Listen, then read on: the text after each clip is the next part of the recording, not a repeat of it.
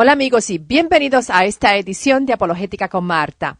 Hoy vamos a estudiar sobre el movimiento Palabra de Fe y cuáles son algunas de las teologías aberrantes que promueven y las cuales son desviadas de lo que en realidad enseña la Biblia. Quiero de antemano hacer una aclaración con lo que se va a enseñar aquí, y es que es bien importante establecer que cuando examinamos la teología del movimiento Palabra de Fe, no estaremos juzgando el corazón de la persona, sino que estaremos examinando las herejías que algunos han desarrollado dentro del movimiento Palabra de Fe. Esas doctrinas han conducido a otras personas que realmente buscan de Dios a desviarse de la verdad de la palabra de Dios y las han llevado a aceptar doctrinas que tienen raíces en el ocultismo. Antes que nada, ¿qué dice Dios sobre juzgar? ¿Se debe juzgar o no se debe juzgar? Es bien popular escuchar que no debemos juzgar, pero si una persona debe de suspender juicio, entonces no podría saber cuándo le mienten, o cuándo el doctor está equivocado en un diagnóstico, o cuándo un ladrón debe ser encarcelado o permitirle que siga cometiendo crímenes si los crímenes no se deben juzgar, o juzgar si se debe volar un avión en mal tiempo con tormenta, o juzgar si uno está pagando justamente por un servicio prestado. Vivimos la vida pasando juicio en la medicina, en la seguridad, en el comercio y en toda área de nuestra vida. En el área de teología también debemos pasar juicio basado en la palabra de Dios, en la Biblia, para así saber si lo que promueven movimientos como palabra de fe están sólidamente basados en doctrinas bíblicas o si promueven doctrinas desviadas de la palabra de Dios. Por lo tanto, hoy vamos a examinar algunas de las doctrinas o ideas promovidas en ese movimiento.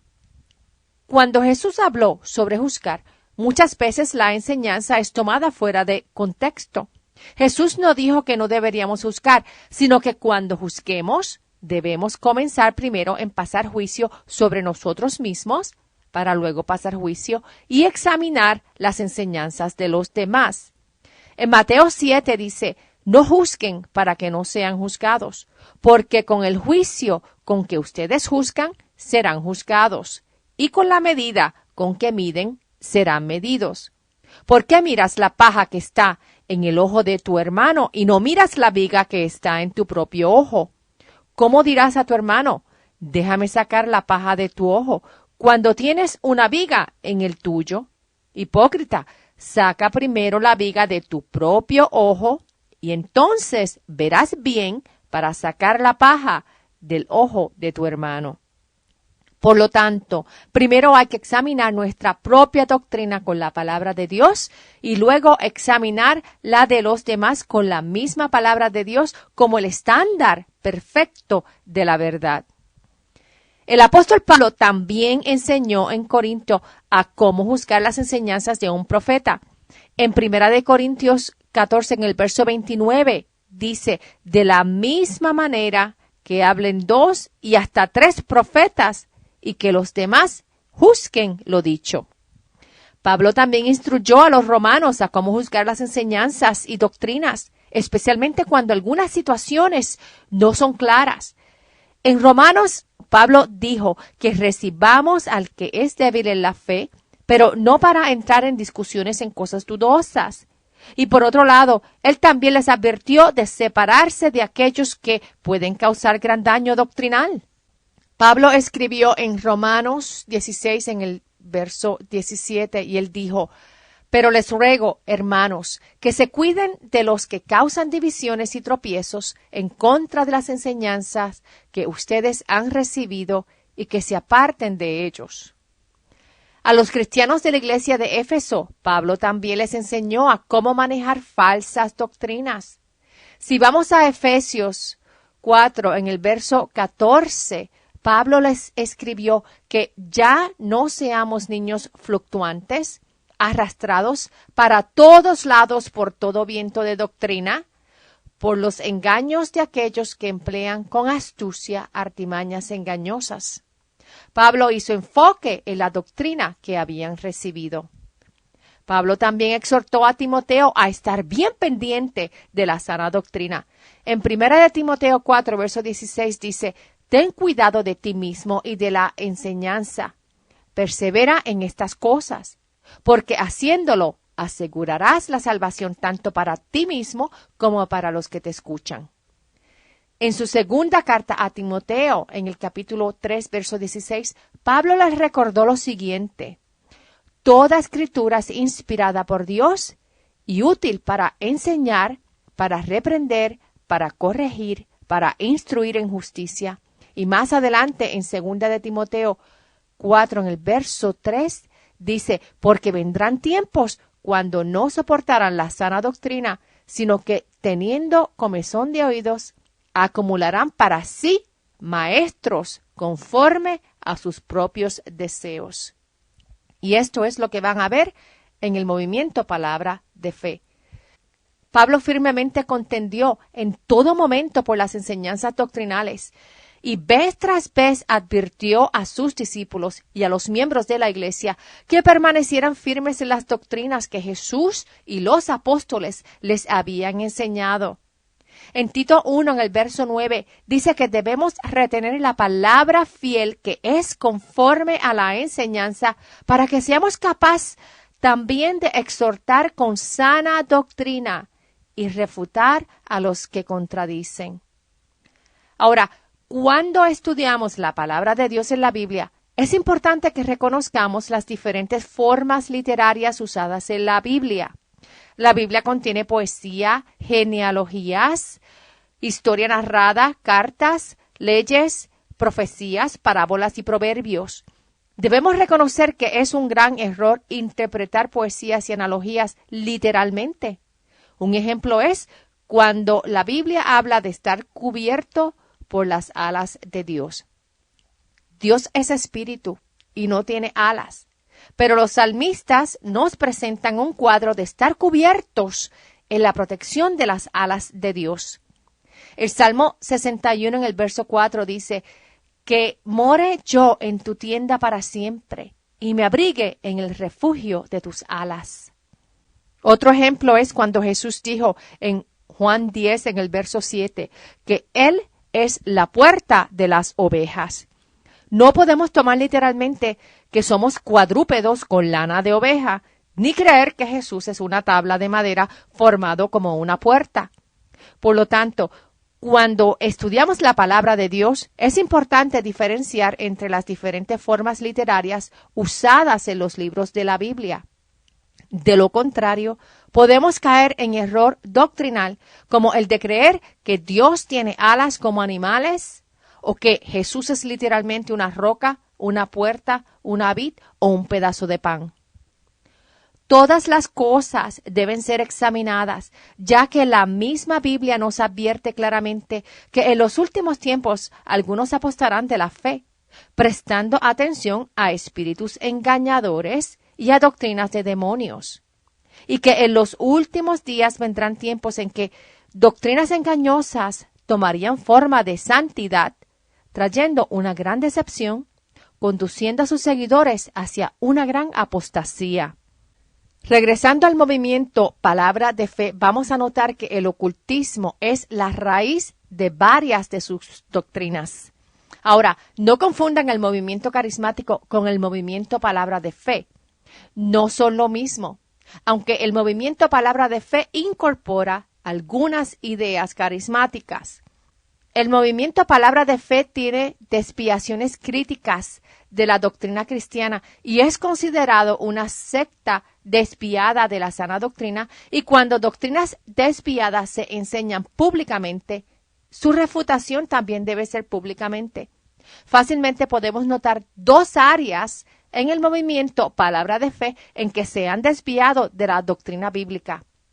Primero, que se han desviado de los fundamentos teológicos y morales mediante el evangelio de la prosperidad. Estos grupos en el movimiento Palabra de Fe se distinguen por su creencia en la fuerza de la fe o en la creencia de nombrar algo y reclamarlo. Segundo, la filosofía y la teología del movimiento Palabra de Fe tiene raíces en el ocultismo. La filosofía del ocultismo se basa en la creencia de que el ámbito espiritual o inmaterial opera de acuerdo a leyes o a regularidades similares al ámbito físico. O sea, que la persona puede manipular esas leyes espirituales y eso es lo mismo que la magia.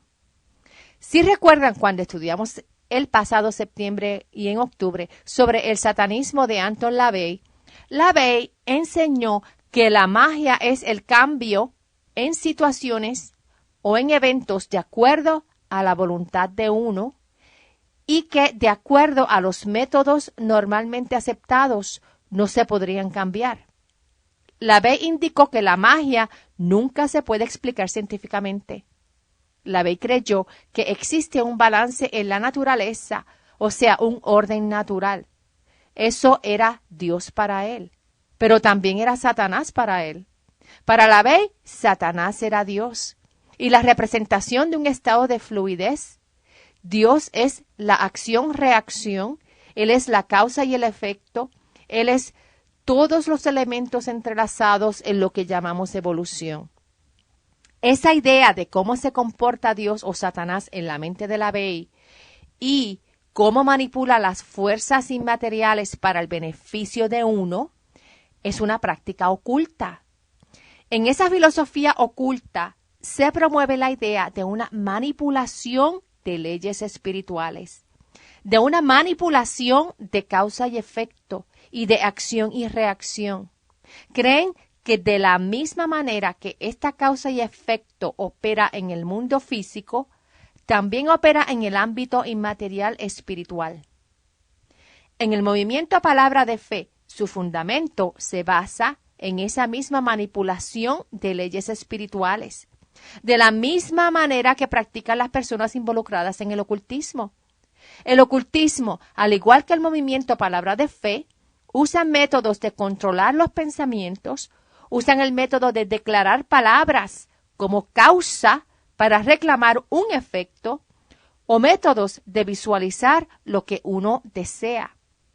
Al fin y al cabo, tanto los practicantes del ocultismo como aquellos que practican la filosofía de Palabra de Fe, de declarar para recibir, comparten la misma meta del ocultismo de pretender ser un Dios que manipula el ámbito físico mediante la manipulación del ámbito espiritual. Entre los líderes más reconocidos que promueven el movimiento Palabra de Fe, que también se conocen como evangelistas de la prosperidad, están Kenneth Hagin, Benny Hinn, Kenneth Copeland, Paul y Jan Crouch, Paula White, Creflo Dollar, Joyce Meyer, David Cho, Robert Tilton y Fred Price. El movimiento de la Palabra de Fe surgió del movimiento pentecostal a finales del siglo XX. El señor E.W. Kenyon estableció el movimiento utilizando las enseñanzas metafísicas del nuevo pensamiento de Phineas Quimby. Quimby nació en el 1802 y murió en el 1866, pero sus ideas influenciaron a Kenyon y también influenciaron a Mary Baker Eddy de la ciencia cristiana. El concepto de nómbralo y reclámalo se originó en la ciencia de la mente y ese concepto se combinó con el pentecostalismo. Por eso algunas personas confunden el carisma del pentecostalismo con el movimiento Palabra de Fe. El movimiento Palabra de Fe mezcla el cristianismo ortodoxo y el misticismo oculto. Kenneth Hagin estudió con E.W. Kenyon y él expandió la influencia del movimiento de la Palabra de Fe. Las enseñanzas de este movimiento van desde ser totalmente heréticas a ser completamente ridículas. Como mencioné, en este movimiento creen en la fuerza de fe. Creen que las palabras se pueden utilizar para manipular la fuerza de fe y de esta manera crear lo que el orador cree que las escrituras bíblicas le prometen, especialmente en el área de la salud y de las riquezas. Ellos enseñan que esas leyes que supuestamente rigen la fuerza de fe operan independientemente de la voluntad soberana de Dios y que Dios mismo está sujeto a estas leyes. El decir que Dios está sometido a estas leyes de fuerza de fe, que están bajo el dominio del ser humano, esto es una herejía enorme en contra del primer mandamiento y es idolatría, ya que convierte nuestra fe y por extensión nos convierte a nosotros mismos en un Dios. Otras doctrinas teológicas aberrantes del movimiento de palabra de fe es creer que Dios creó los seres humanos a su imagen literal y física como pequeños dioses. Según su teología, antes de la caída, los seres humanos tenían la posibilidad de llamar las cosas a la existencia mediante el uso de la fuerza de fe. Después de la caída, los seres humanos tomaron la naturaleza de Satanás y perdieron la capacidad de llamar las cosas a la existencia. Para corregir esa situación, Jesucristo dejó su divinidad y se convirtió en un hombre, murió espiritualmente, tomó la naturaleza de Satanás sobre sí mismo, se fue al infierno, nació de nuevo y se levantó de entre los muertos con la naturaleza de Dios. Después de esto, Jesús envió el Espíritu Santo para replicar la encarnación en los creyentes para que pudiesen convertirse en pequeños dioses como Dios había previsto originalmente. Obviamente, este párrafo está lleno de contradicciones bíblicas. Como consecuencia de estas enseñanzas, si somos pequeños dioses, nuevamente tenemos la habilidad de manipular la fuerza de fe y hacernos prósperos en todas las áreas de la vida. El fracaso en la vida, las enfermedades y el pecado son el resultado de una falta de fe y su remedio es la confesión. Y en esa confesión uno reclama la existencia de las promesas de Dios para uno mismo. O sea, el movimiento de palabra de fe exalta al hombre a un estado divino y reduce a Dios al estado humano. Esta doctrina es falsa y aberrante teológicamente, aunque usan versos bíblicos para justificar sus enseñanzas. Son usados fuera de contexto y las adornan con su propia revelación personal inventada. Por ejemplo, Charles Capps, en su libro El poder creativo de Dios, escribió que la ley espiritual no es una teoría, sino un hecho. Es ley espiritual y que funciona todas las veces que es aplicada correctamente. Kenneth Hagin, en su libro Having Faith in Your Faith, o sea, teniendo fe en tu fe, escribió que los pecadores tenían resultados porque cooperaban con la ley de Dios, que era la ley de fe. Ahora, ¿qué nos dice la Biblia? ¿Y qué contradice las enseñanzas del movimiento palabra de fe? La Biblia dice que solo Dios es el creador soberano del universo y Dios no necesita fe.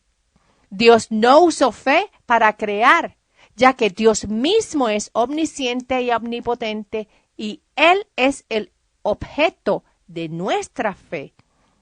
Dios es espíritu y no tiene un cuerpo físico. El hombre fue creado a la imagen de Dios, pero esto no lo hace un pequeño Dios o un ser divino.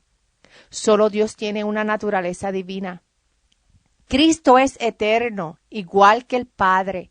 Él es el único Hijo de Dios y la única encarnación de Dios. En Jesús moraba la plenitud de la deidad corporalmente.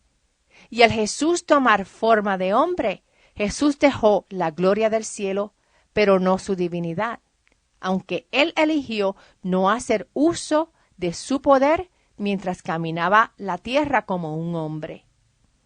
El movimiento Palabra de Fe ha hecho mucho daño a muchas personas, ya que les causa buscar un modo de vida y un concepto de fe que no es bíblico. En realidad, esa es la misma mentira que Satanás ha estado diciendo desde el jardín. En Génesis 3, verso 5, él dijo, seréis como Dios.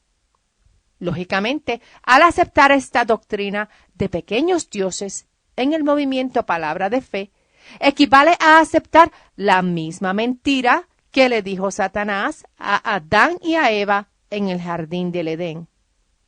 La Biblia nos enseña que tenemos una esperanza segura en Jesús, no en nuestras palabras, ni en nuestra propia fe en nosotros mismos, ni fe en la fe.